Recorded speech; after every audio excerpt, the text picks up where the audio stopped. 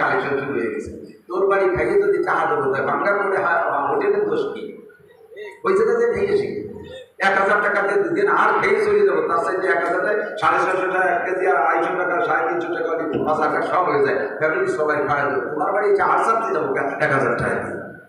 এই সমস্ত জায়গা দাওয়াতে, বিয়ের দাওয়াতে যে টাকা দেবেন না, বিয়ের দাওয়াতে যে টাকা দেবেন না, বিয়ের দাওয়াতে যে টাকা দেবেন না, অলিমা খান বৌবাদ খান যে টাকা দেবেন না, গলা সমান প্যাট ভরে খাইয়ে ডাল ভরে পান ভরে যে চালুর কাটি কাটি বানাচ্ছে সাইডে দাও দেবেন না, দাওয়াতও দেবেন না, কোনোদিন দরকার নেই। আমার রহমান দাওয়াতে দাওয়াত খাওয়ার পরে আরো আমার একটা হাত দিতে হবে, আমি সেই দাওয়াত খাবো, আমি যে দাওয়াতে দাওয়াত দিতে সেটা আপনার দাওয়াত খাইনি।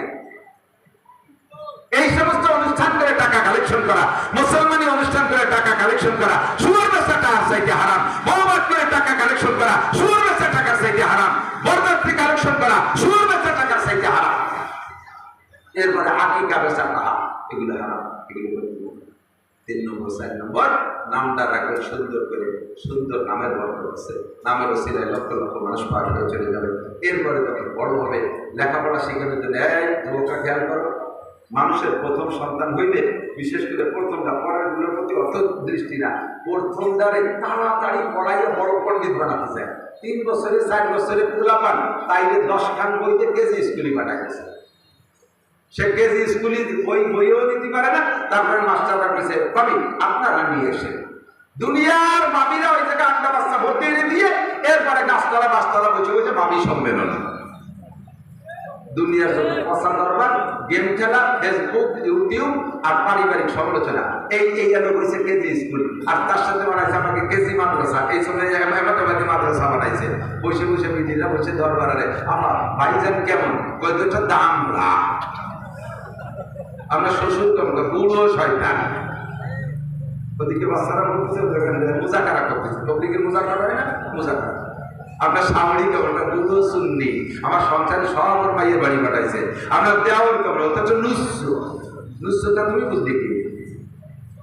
এই যত পছন্দ না এই। এরপরে 4 বছরের পোলা পড়ালেখা কি মাথা বেড়ে রয়েছে। সেদিনকে এক হুজুর আমার বলতেছে, হুজুর আমার ছেলেটার বয়স 7 বছর, 7 পড়া হাফেজ হয়েছে, এখন পড়তে চাচ্ছে না। আমি বলি ও জীবনে আর পড়বে না, ওর জন্য কিন্তু দোয়া করে লাভ নেই, ওরা মক্কায় বাড়াও লাভ নেই, তুমি শরীয়তের খেলাফ করছো। পড়া শুরু করতে হবে 7 থেকে, আর সে 7 বছরে 7 পড়া হাফেজ হয়ে গেছে। ওরা শুরু করছে কবে থেকে? 5 বছরের থেকে, 4 বছরের থেকে। এই 4 বছর পড়া শুরু করছে, ওর পড়ার মেধা হয়নি, ওর ব্রেন হয়নি, ওর হার্ট হয়েছে, ওর সেট এখন গরম হয়ে গেছে, এখন জলি জাতি মেরে যে কোনো সময় সেট একবার যদি চলে যায় তাহলে আর মাইক চলে না। কথা বল না কেন? 7 বছরের বাচ্চারা 7 পড়া পড়া করে এক মিনিটটা আমার কাছে একটা হুজুর আমার এই বাচ্চাটা সূরা আর রহমান শুনবে, শুনবেন হুজুর? আমি বলছি না, শরীয়তের খিলাফ কাজ করছি, আর তো 4 বছরের সূরা আর রহমান শুনবো, শুনবো। তুই কত শুনে আসেন করবি? কথা আমি তো পারি না, আমি দেহে দেহে পারি। একটু আপনি একটা কথা সেগুলো মনে রাখবেন। 4 বছর 5 বছর 6 বছর এই সাইজের পোলাপান মসজিদে নেবেন না। আর একটা উল্টো কথা বলছেন না, 4-5-6 বছরের পোলাপান মসজিদ নেবেন না, 7-এর আগে মসজিদেও নেবেন না, 7-এর আগেও মসজিদের আদব বোঝে না। বহু দেখছি, এই ব্যাসপুর গেছি এক জায়গায়, যা আসরের নামাজ পড়তে ঢুকছি, এর ভিতরে দেই ওই দাদা এই নাতি একটা নিয়ে গেছে 75 কবে, যার সময় চকলেট কিনে গেছে, দাদা ধর ঢুকতে গেছে, ও পকেটে চকলেট খুলে দাদার একটা দাদা খা, 2 ভাষার 2 জন বেশি দিয়েছে, খাই খেলে আসি।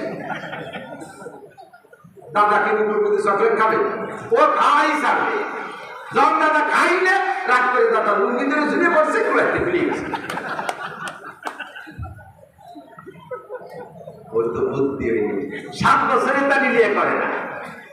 7 বছরের পোলাপান 7-এর আগে মসজিদে যাবেন না, 7-এর আগে পড়াবেন না। নবী পাক বলেন মুরু সিবিয়ানাকুম বিসসালাতি ওয়া হুম আবনাউ 7 সিনিন, তোমাদের বাচ্চাদের বয়স যখন হবে 7 তখন তাদের নামাজের হুকুম করো, লেখাপড়ার হুকুম তখন করো।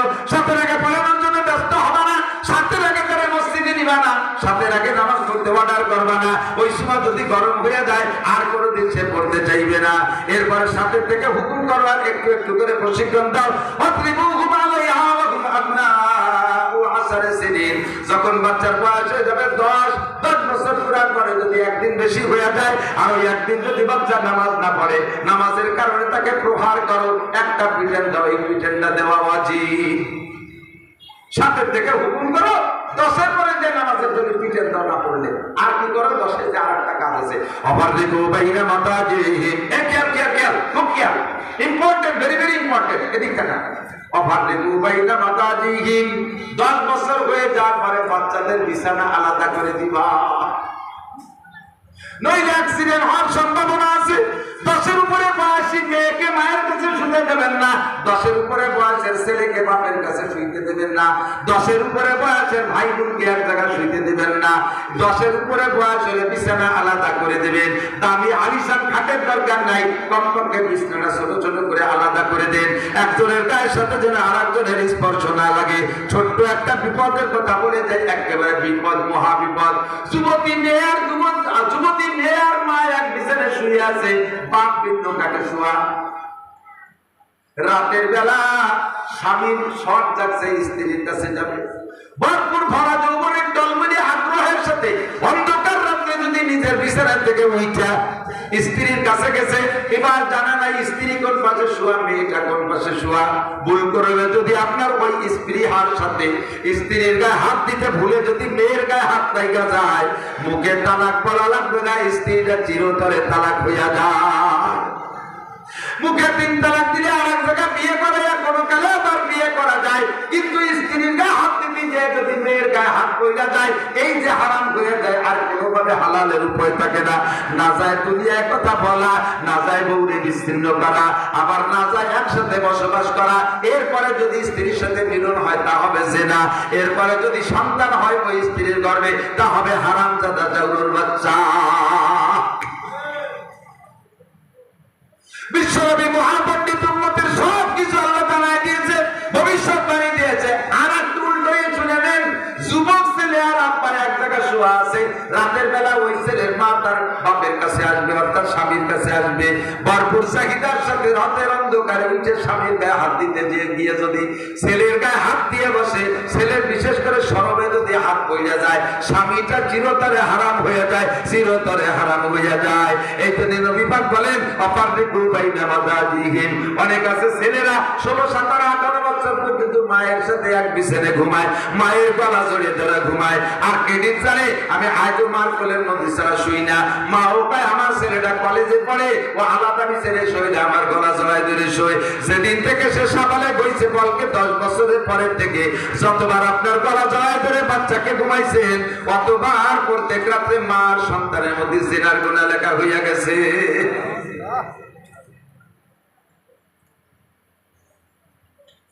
বলবো না তাই বলবো কি? হাজার হাজার ঝামেলা এইসব থেকে আমাদের কাছে ফতোয়া আসে। সন্তান সমাজকে গড়ে উঠান, মাথায় থেকে 30 বছরে বেহানের গুণীগার সারা দুনিয়ার সবাই টেনে সোজা করা যাবে না, শুরু থেকে তৈরি করে উঠাইতে হবে। এজন্য নবী পাক বলেন মান উলিদা লাহু ওয়ালাদুন ফালিহসিন ইসমা, যাকে আল্লাহ তাআলা সন্তান দিয়েছে সুন্দর একটা নাম রাখো। ওয়া আদাবা, আল্লাহরে আদব শিক্ষা দাও, ভদ্রতা শিক্ষা দাও। কোন আদব শিখাবা? আমেরিকান আদব শিখাইও না, ইটালিয়ান আদব শিখাইও না, ইংল্যান্ডের আদব শিখাইও না, আর হিন্দুস্তানের আদব শিখাইও না, মুহাম্মাদি আদব তারে শিক্ষা দাও। কথা বলেন ঠিক ঠিক না? মাদ্রাসায় প্রাথমিক ভাবে নুরানিতে আপনি 3 বছর সন্তানদের পড়াইয়া ওই বাচ্চারে হাই স্কুলে দেবেন, কলেজে দেবেন, বাচ্চা কোনোদিনও নষ্ট হবে না। 3 বছর নুরানি মাদ্রাসায় পড়লে আরবি, বাংলা, ইংরেজি, স্কুল কলেজের ছেলেদের চেয়ে সুন্দর লেখা শেখে, নামাজের 60টি মাসালা মুখস্থ করে, 40টি হাদিস তরজমা সব মুখস্থ করে, নামাজের যত মাসালা আছে সব জানে, এরপরে দোয়া মাসুনা মাসনুন যা আছে সব দোয়াগুলো শিখে যায়, শুদ্ধ করে কোরআন পড়া শেখে। এই ছেলেটা যদি বিশেষ ক্যাডারও হয়, জীবনে কোনোদিন নাস্তিক হবে না। ওই ছেলে যদি সচিব হয়, সচিব ছেলে আব্বার জানাজার ইমামতি করতে পারবে। এই জন্য দোস্ত, মিনহা খালাকনাকুম, আল্লাহকে মাটি দিয়ে বানাইছি, এত হিকমত।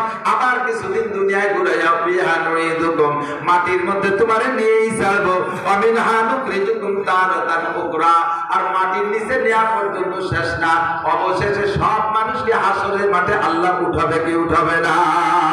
ও ভাই, স্বীকার করেন, হাসরের মাঠে উঠতে হবে কি হবে না? উঠতে হবে। আপনাকে আল্লাহ বলবে না যে ও জামাল একটু উঠে আসো, এক হবে না, কারণ মুক্তি করি এক সুরা আমরা উঠবো না। কি পরিমাণ আকাম করে করে মরতেছি, অত সহজে মুক্তি চাবো না। আল্লাহকে তোমারও তেলাই আমি মুক্তিও কবো না। আমি বলবো নুকরি যুগ ধরে বের করে ছাড়বো, সারা শীতেটাকে বেরোবো। কোন জায়গা আসি ভিসা নিয়ে চলে গেছো লন্ডন, ও জায়গাতে ব্যাগ ভিসা ফেরত দিয়ে আসবো। সব কিছু আল্লাহর করার ক্ষমতা আছে না নাই? সেদিন আল্লাহর সামনে দাঁড়ায় কি জবাব দেবো, সেই জবাবগুলো তৈরি করার চেষ্টা করি। আল্লাহ তাআলা আমাদের সকলকে হক বাতিল বোঝার তৌফিক দান করে, নিজেদের সকলকে আল্লাহ তাআলা দ্বীনের পর চলা সহজ করে দেয় এবং নেক সন্তানের আব্বা বানায় দেয়। জোরে বলেন আমিন। ভাষাগত ত্রুটি বিচ্যুতি মার্জনীয়। লাস্টে একটু রাজনীতি করে যায়, একটু খেয়াল করেন, একটু খেয়াল করেন। আমি কব না যে সরমনায় হুজুরে ভোট দিয়ে, কারণ আপনি সরমনায় মুরিদ আছেন কিন্তু ভোট দিতে রাজি না। ভোট আপনি আর এক জায়গা থেকে সিদ্ধান্ত নিয়ে ফেলেছেন।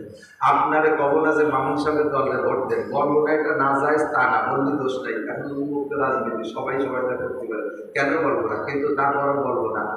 আমি একজনের কথা কইলাম, তারে ভোট দিলেন, সে যাই ওই সংসদে যে দুর্নীতি করা শুরু করে দেবেন, শেষে আপনি আমার বহুদূর আপনি বলেন এই দরকার এই আকাম বেঁধে গেছে, সে গুণাতে আমার নামায় জমায়, আমি কি করবো? কাজে আমি নাম করবো না, শুধু এতটুকু বলবো আবু বকর, ওমর, উসমান আলী, তলহা, জুবাইর, বিলাল, আম্মার, সুহাইব আর আসবে না। বাচ্চা হারুনুর রশিদ, বাচ্চা সম্রাট আলমগীর, সম্রাট শাহজাহান দুনিয়ায় আর আসবে না। এখন যা আছে বছর সুযোগ যদি আসে, ভালো নির্বাচনের একটা সুযোগ পান, ভোট দিতে সুযোগ পান, আপনি বড়গুলো পাইতেছেন না, আপনি যে একেবারে ভোট দেবেন না তা না। আপনার বাড়ি আপনার শ্বশুর আইসে গেছেন বাঙ্গার বাজারে বড় শৈল মাছ কিনবেন, চাই সারা বাজার ঘুরে দেন, সত্য দুর্নীতি কোনো মাছ নাই, দুই ডালাইছে টাকি মাছ আছে, টাকি টাকি। তো টাকি আবার দুই প্রকার, কয় প্রকার? কি কি আপনাকে দেখতে পাই টাকি আর কয় প্রকার? আমাদের দিকে ভাইটাই একটাই ঢুকে বাউতো টাকি আর দৈরিটাই। এই দুটোর ভিতরে কোনটা ভালো? বাউতোটাই ভালো না? আর দুই ডালায় এক ডালায় যেতে ভাইটাই আছে, শৈল নাই, বল নাই, গজাল নাই, বড় বড় মাছ কিচ্ছু নেই, ইলিশ কিচ্ছু নেই, যাইয়া পাইছেন চাইয়া দুই ডালার ভিতরে টাই মাছ পাইছেন, তার ভাইটাই আর ভ্যালুটাই। আর শ্বশুরদের তার ডাল খাওয়ানো যায় না, মাছ তো একটু নিতে হবে যে কোনো কাজে। আপনি কি গড়িটাই কেনবেন না বাচ্চাটাকে কেনবেন? এখন সেই বড় শৈল বাজারের দিন নাই, উনিটা তোলা পাবেন না। মাঠে যাইছে দুই ভাগে টাহি বাঁচাইছে, তেগুলোটাই বাচ্চাটাই দেশে পারে, বাচ্চাটাই কিনে, বাচ্চাটাই কিনা আমার বুঝাই দেওয়া লাগবে না। আল্লাহ তাআলা আমাদের সকলকে সর্বাবস্থায় দোয়া করবেন যেন সুষ্ঠু একটা নির্বাচন আল্লাহ দেয়। আর দেশে আমরা দোয়া করবে, দেশ ও দশ ও জাতি ও ধর্মের সেবা ক্ষেত্র যারা করবে তাদেরকে তুমি নির্বাচিত করে দিও। যারা আবার এই নামের পর ধোকা দেবে, ফেরেববাজি করবে, ওই ধোকাবাজ পার্টিরাদেরকে আবার বাঁচাই। আসবে ইসলামের নাম নিয়ে কিন্তু তলে তলে তল গোজাবানা আছে, এরকম মুনাফিকদের হাত থেকে আল্লাহ বাঁচাই। জোরে করে আমিন, আরো জোরে করে আমিন। আর ভোট কালেকশন করতে যাইয়ে তাই বলে আর হিন্দুকে মাত্রার দিকে বলে যাবে না, এদিকেও খেয়াল রাখেন, ইমান নষ্ট করে ভোট কিনা যাবে না। কথা বল না কেন? ঠিক না? যাই মন্দিরে যে করে এবার আমি আপনাদের সাথে দুর্গা পূজা অংশগ্রহণ করতে পেরে আমরা সকল আদায় করি আল্লাহ। ভয় লাগতেছে যদি কয়ে যে আমাকে সাথে এক গ্লাস মদ খালি 10টা ভোট দেবো, খাই নাই বলে আলহামদুলিল্লাহ আমরা সিবি মদ রাখছিল দিয়ে গেলাম। এইভাবে ভোট কিনা যাবে না, কথা কন না কেন? ঠিক না? আল্লাহ তাআলা সকল ভুলের থেকে আমাদেরকে বেরিয়ে আসার তৌফিক দান করুন। اللهم صل على محمد وعلى آل سيدنا محمد وبارك وسلم. اللهم صل على محمد وعلى آل سيدنا